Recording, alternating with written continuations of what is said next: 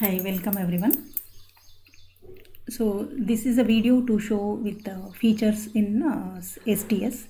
It is the most popular IDE tool to do with Java programming. So we also have the other IDE tools, but it is most flexible and have lots many plugins to develop with various type of applications. It supports database development. It supports Java web development, enterprise application development, Java core application development. And very first session, like we are going to check with all the features in STS IDE tool. This IDE tool, we have a menu bar where we can have the various options to perform with file operations and editing, and then other refactor tool, and as well as window is a main menu bar we'll be using with. And this is the area where the package explorer, like the number of projects we create with and the package structure for every application we can look into here. This is called package explorer, and this is a work area where the applications and the Java programs can be created with. So the number of files which are kept open is visible here.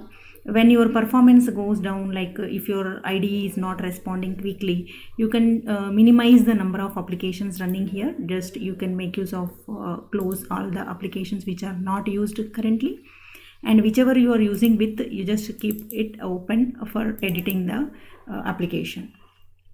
And coming to here, we have the main feature called as open perspective. When you're working with a wide range of Java application development, the type of application you are going to develop with, you can select here. You can observe here like Java development and as well as database development and debugging mode. If you're working with the source code management, Git, these are all called as perspectives.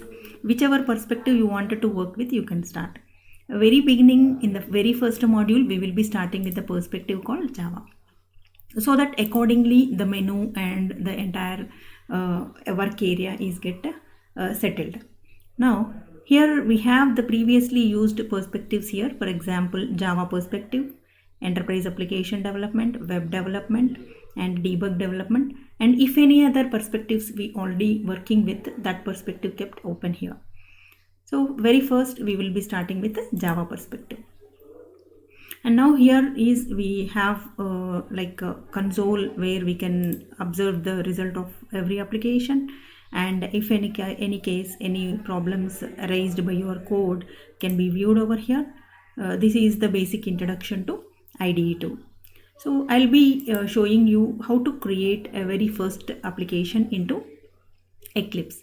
And here I suggest the team, like each one of you can collect at least minimum 5 keyboard shortcuts for Eclipse, so that the Java developer most frequently will be using those shortcuts.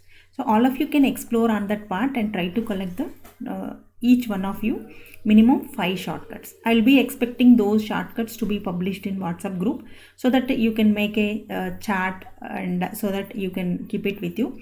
So you will be accommodated with the keyboard shortcut so that you can use in your future development. Now let me show you how to create a new project. So file, new, you can create with a project. It's a simple Java project we are going to create with, and every time you create, you need to choose your project application name. And here you can see the runtime environment in which the application is going to be executed. As we are going to use with the Java 1.8 edition, you can see the runtime environment. If it is a web application, enterprise application, the structure of your project and the type of runtime environment requirements, it varies. This changes from type to type. So this is a simple Java project we are going to create with. When you go to next step, it is going to show you the structure of your project is going to be created with. And also there are certain tabs where it can show you the number of projects available, and you can link one project to the current project and the libraries needed for your current application. Okay, the source where the application is going to be created with. Now you can finish so that a project get created. You can observe the structure of your project. So very first project sample one with the empty SRC folder. SRC is a folder where our Java applications get created with. If I wanted to click simply demo application, right click on your application and create a simple Java class. Every Java application is going to be a class. So select the class, and what is a package we are going to discuss in our future sessions. So you need to select your package name if required, and then I'm going to give com dot Capgemini, and then as a package name, it's as of now you can just assume that it is a folder type container where all the applications related to that particular project is going to be stored with. And here main thing is, when we create a class, to make that class executable, we need a main function called as public static void main.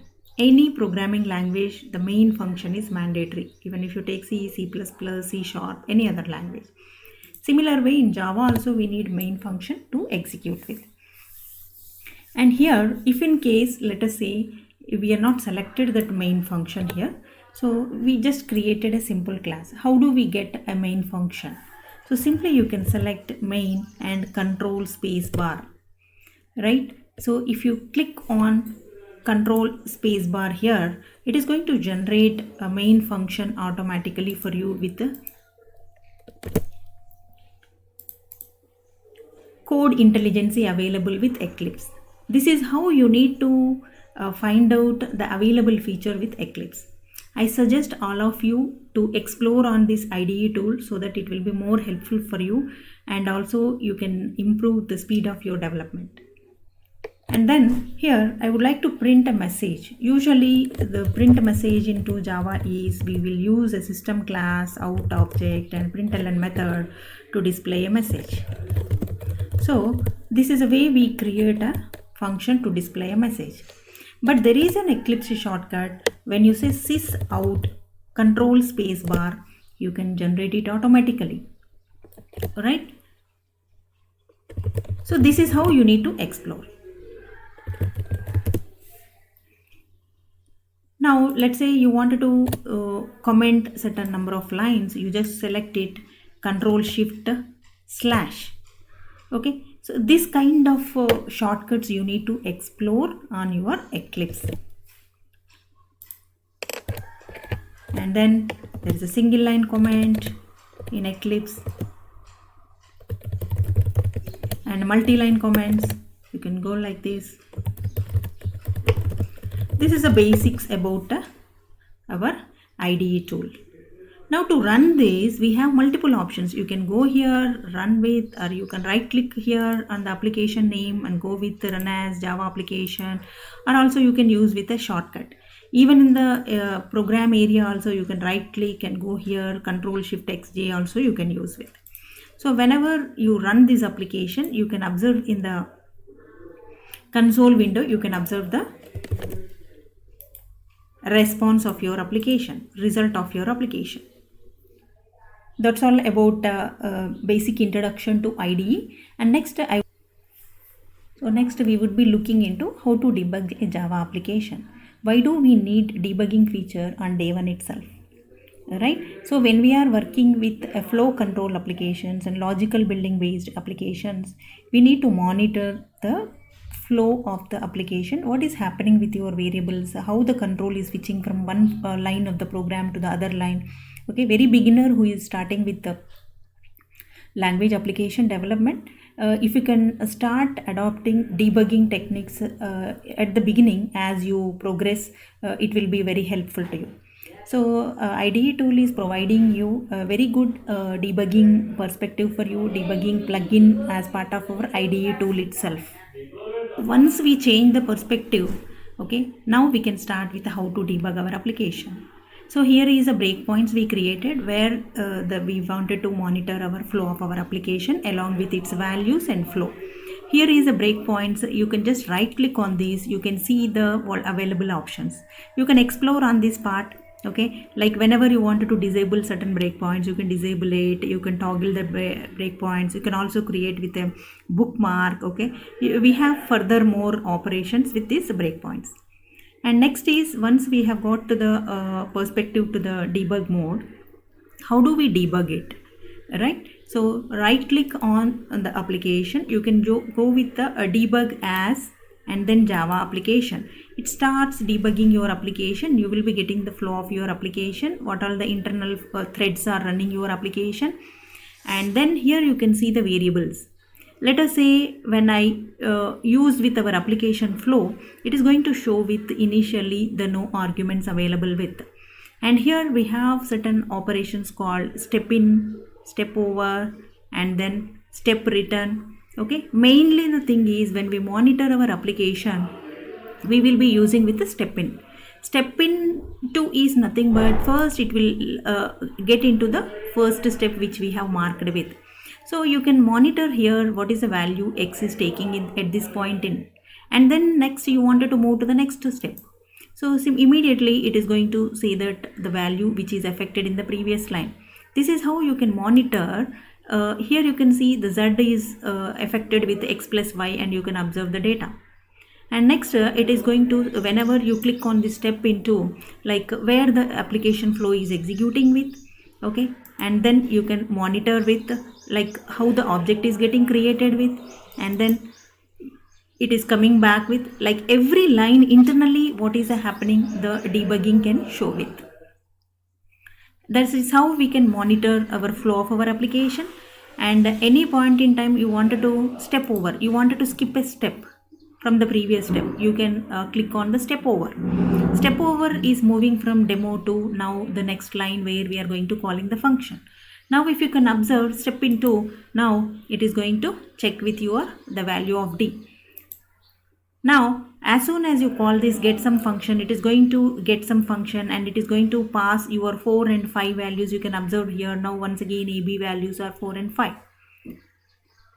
Now this is how you are going to monitor your application with the flow of your control, and as well as the values of variables getting affected with. And also here you can observe with the breakpoints, the available breakpoints, and what are all the things are enabled with. Let us say one of the breakpoint I wanted to disable, I can just disable it. So whichever I wanted to disable for that particular instance, I can disable it and I can choose with. And also variables, if you wanted to monitor, you can check like this. And then expressions, further advanced features also you can check with what are all the features we have into our applications. It is also going to show with an expressions. This is how every day when you are processing with any kind of logics, if you are not getting the expected value at the end, how the steps are getting executed, how do we monitor, how can we debug the application line by line, we can make use of this debugging feature which is available with the Eclipse IDE tool. And here mainly you need to focus on the how do we step into a particular breakpoint, how do we come out of a breakpoint, step over, and then step return. Let's say you wanted to come out of the step which once it is completed with, and here to run with the debug, like here you can go with whichever application you wanted to debug. Either you can go with debug as, you can choose the debug which needs to be